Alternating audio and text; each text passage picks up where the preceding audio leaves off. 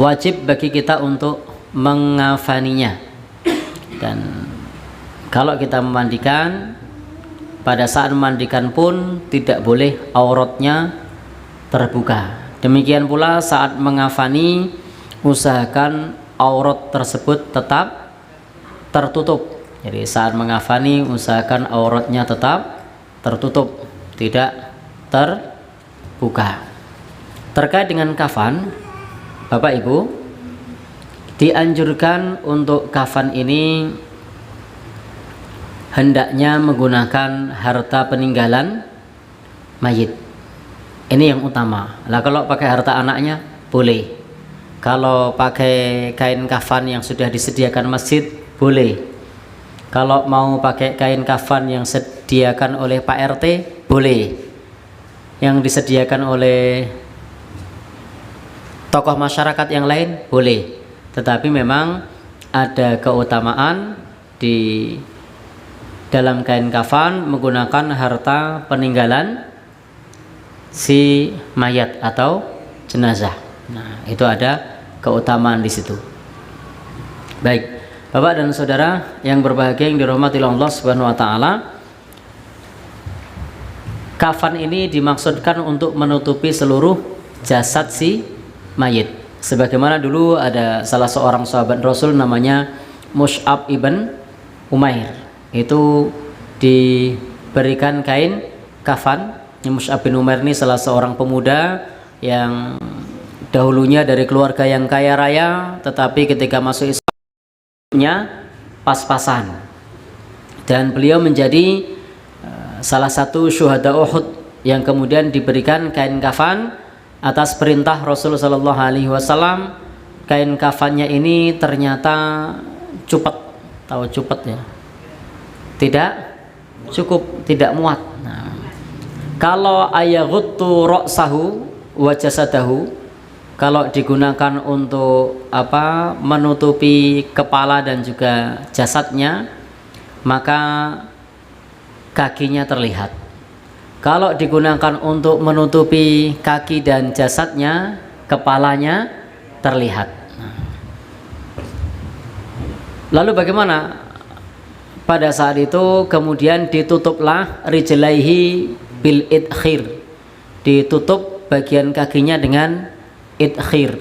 Kalau di sini semisal, kalau zaman saya kecil dulu, mendong, pandan, ada ya, ada yang tahu semisal itu. Nah, ada pula dulu orang di masyarakat kita yang kain kafannya pakai mendong atau ya mendong ya namanya, atau pandan ya. Nah, ya sudah dianyam ya. Itu namanya satu tumbuhan rumput idkhir. Kalau di tempat kita ada mendong atau ada pandan yang kemudian dianyam.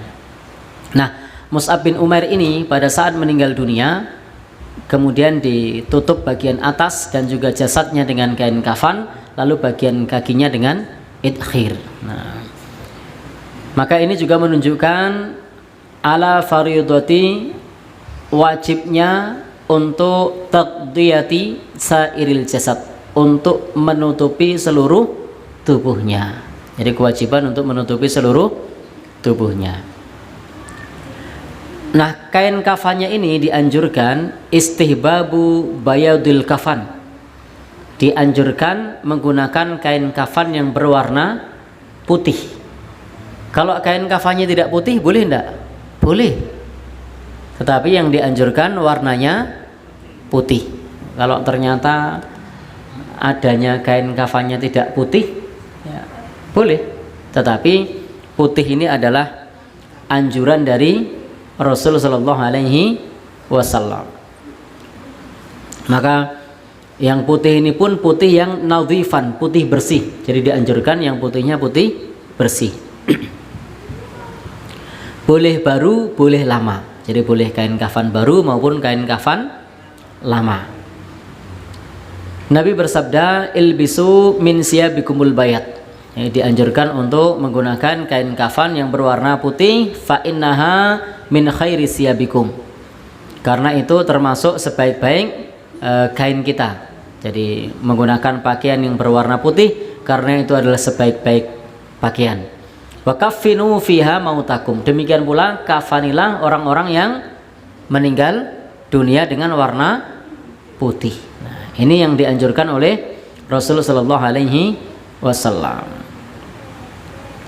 Dan beliau menganjurkan pada saat mengafani ini, kalau untuk laki-laki sebagaimana perintah Rasul Shallallahu Alaihi Wasallam itu adalah thalatha lafaif, untuk menggunakan 3 lapis. Jadi untuk laki-laki menggunakan 3 lapis. Kalau perempuan wa khamsan lil mar'ah, itu 5 kalau perempuan. Kalau laki-laki 3. Nah, penjelasan tentang kafan dari hadis Nabi hanya dijelaskan bahwasanya kalau laki-laki itu 3 lapis, kalau perempuan itu 5 lapis. Nah, adapun teknisnya itu diserahkan kepada urf adat kebiasaan yang setiap tempat bisa jadi berbeda. Ada yang 5 itu 1 basahan, 2 baju, 3 jilbab, 4, 5 beda-beda. Nah, jadi ada yang dibuat 5 itu dengan variasi yang berbeda-beda. Yang 3 juga demikian. Maka setiap tempat nanti ada urfnya masing-masing, sehingga tidak perlu dipermasalahkan bagaimana teknis 5 lapis dan juga 3 lapis itu. Maka jangan kaget nanti kalau lihat di ormas A kok 3 lapisnya begini, nah, begitu di ormas B lo kok begitu. Nah, demikian pula yang 5 lapis, sana kok dibuat baju kurung, kok di sini tidak, misalnya di sana kok dibuat lapis pembungkusnya kok 2, di sini kok 1 misalnya. Yang penting intinya adalah kalau perempuan itu 5, kalau laki-laki itu 3. Dijadikan apapun itu adalah kebiasaan kaum muslimin setempat yang bisa jadi berbeda-beda. Bisa dipahami nggih? Baik, Bapak Ibu yang berbahagia yang dirahmati Allah Subhanahu wa taala, ada pula yang nanti dibuatkan gamis, ada yang dibuatkan surban, ada yang dibuatkan macam-macam, tergantung kebiasaan di daerah tersebut. Intinya Nabi hanya menjelaskan jumlahnya berapa lapis saja. Dan dianjurkan kain kafannya tersebut dibubui dengan wangian, seperti misalnya kalau di sini apa wanginya? Kapur barus misalnya, atau wangian yang lain, dikasih parfum juga boleh. Jadi tentu menggunakan parfum yang sesuai. Nah, jadi parfum yang sesuai. Baik. Untuk kain kafan yang disampaikan oleh Rasulullah Shallallahu Alaihi Wasallam, bagaimana kalau kafannya kafan sutra? Maka ini Rasul melarang. Jadi Rasul melarang menggunakan kain kafan yang mahal, termasuk fi saubil harir, menggunakan sutra. Idil harir, karena sutra itu diharamkan memakainya bagi ala rijal, bagi laki-laki, dan diharamkan pula dijadikan kain kafan. Adapun kalau perempuan itu boleh untuk menggunakan sutra, halalan laha, halal bagi perempuan untuk menggunakan sutra, tetapi dimakruhkan untuk mengkafani orang yang meninggal dunia dengan sutra. Jadi kalau jenazahnya perempuan makruh menggunakan sutra, tapi kalau laki-laki bagaimana? Tidak boleh. Tetapi sutra boleh untuk kaum perempuan ketika masih hidup. Kenapa demikian? Li'annahu israf, karena ini termasuk pemborosan. Jadi orang meninggal dikasih mahal-mahal. Demikian pula termasuk istilahnya, selain israf, ini termasuk perkara yang dalam tanda kutip Nabi mengatakan la tughalu bil kafan, jangan bermahal-mahal dengan kain kafan. Jadi Nabi menyebutkan jangan bermahal-mahal dengan kain kafan. Ini Rasul Shallallahu Alaihi Wasallam menyebutkan seperti itu. Innal hayya aula bil jadid minal mayyit. Bahkan jika itu adalah ada yang baru dan ada yang lama, tidak mengapa kalau yang lama itu untuk mayit, yang baru untuk yang masih hidup.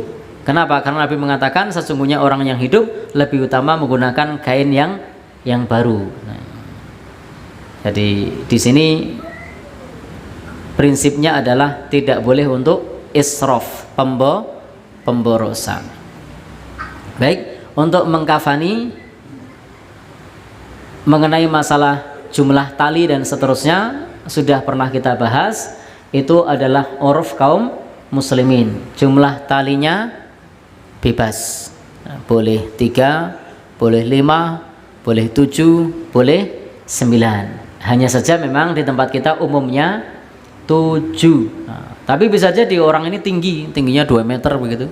Kalau 7 kurang, maka dikasih 9 boleh. Atau bayi keguguran masih 4 bulan dalam kandungan, panjangnya masih 1 jari. Nah, dikasih tali berapa kira-kira? 7? Kebanyakan. Dikasih misalnya 3. Nah, cuma 1 jari, panjangnya segini misalnya, karena masih berumur 4 bulan dalam kandungan keguguran. Nah, sehingga tidak perlu 7, karena memang untuk jumlah tali itu adalah kebiasaan kaum muslimin. Jadi tidak ada dalil khusus yang menjelaskan harus 7. Demikian pula kenapa talinya diletakkan di sebelah kiri, itu semata-mata untuk memudahkan melepas pada saat pemakaman. Nah, coba kalau ada yang di kiri, ada yang di kanan, ada yang depan, ada yang belakang, repot nanti ngelepasnya. Ini mana? Oh depan, ambil depan. Oh yang ini mana? Bawah, ambil bawah. Ini mana? Kiri ya, yang lepas repot. Maka kalau diletakkan di kiri semua, ngelepasnya jadi lebih mudah. Nah, jadi ngelepasnya jadi lebih mudah. Baik. Yang kedua, kita percepat as-sholatu alaih, mensolatkan. Nah, jadi tadi kemarin sudah kita bahas memandikan. Yang kedua adalah mengafani. Prinsipnya asal dikafani itu sudah rapat. Kalau laki-laki berapa tadi? 3 lapis. Kalau perempuan 5. Itu teknisnya bebas, yang penting rapat. Jadi teknisnya bebas, yang penting rapat. Maka Bapak Ibu nanti kalau misalnya ada orang yang meninggal lalu diminta untuk mengafani, tidak usah bingung, karena prinsipnya yang penting kalau perempuan 5, kalau laki-laki 3 dan rapat, itu sudah benar. Jadi tidak usah bingung, ini bahasanya gimana nih, pokoknya jumlahnya benar, rapat sudah benar. Nah, jadi itu untuk perempuan. Kemudian pula untuk laki-laki tadi 3. Baik.